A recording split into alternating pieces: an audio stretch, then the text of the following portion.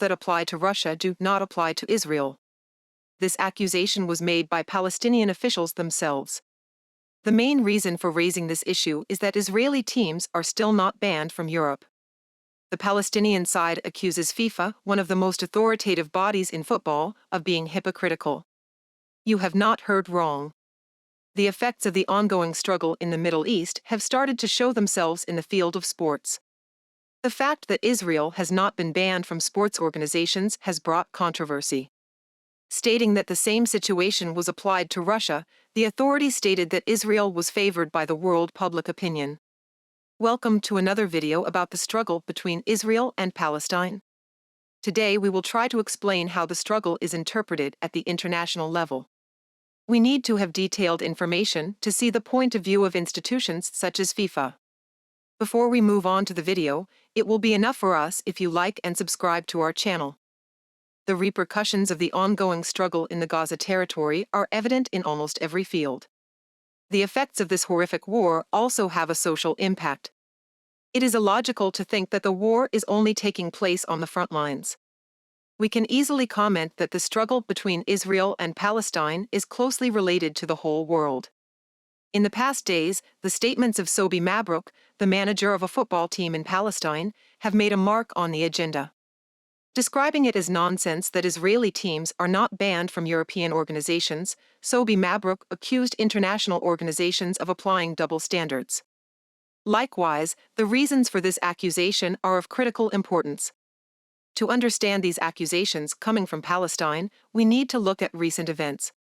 As you know, after the Russian invasion of Ukraine, the world condemned Putin for his actions. In addition, numerous sanctions were imposed against Russia, particularly by the United States. Among these sanctions and restrictions were also those affecting social life. With the start of the invasion of Ukraine, FIFA directly banned the Russian national team from participating in the World Cup in Qatar. In addition, all Russian teams were banned from European organizations.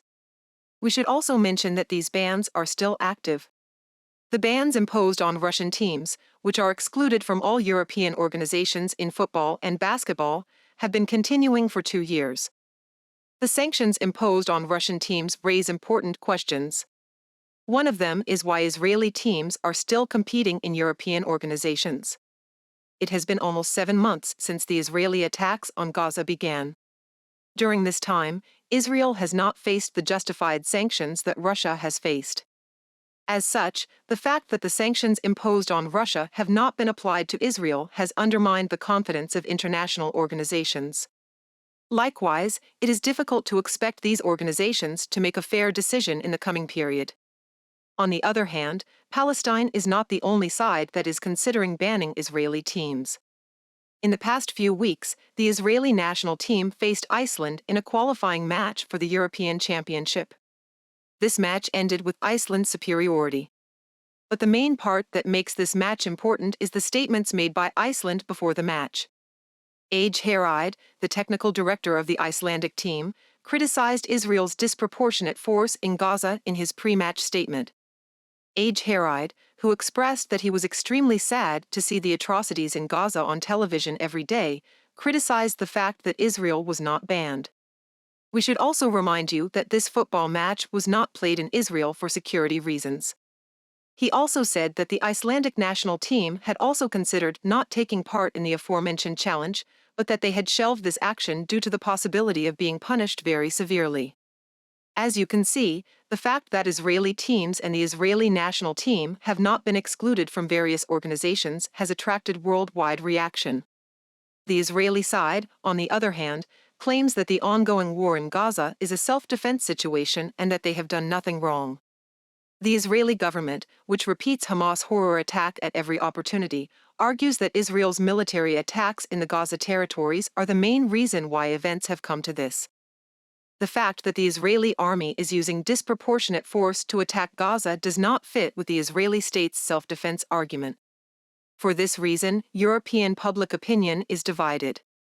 Some support the Israeli state's rhetoric. Others argue that Israeli teams are being favored. Likewise, there is a serious reaction in the Russian media that the bans imposed on them have bypassed the Israeli side. Of course, Russia and Israel should not be lumped together. But in any case, it is a clear fact that Israeli soldiers are officially carrying out an occupation attempt in Gaza. Likewise, the fact that international organizations ignore the laws that apply to Russia in this situation for Israel brings with it a serious problem of trust. It is not known when the war between Israel and Palestine will end.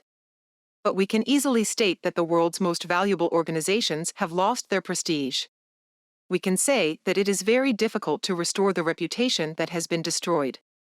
In this video, we tried to explain how the war has had a social impact. As you can see, the bans that were applied to Russian teams were not applied to Israeli teams. For this reason, reactions to important international organizations continue to increase day by day. In this video, we tried to deal with this issue in the case of FIFA. In another video, we will continue to measure the pulse of the war between Israel and Palestine. Thank you for following us. We would like to see your comments and suggestions in the comments section.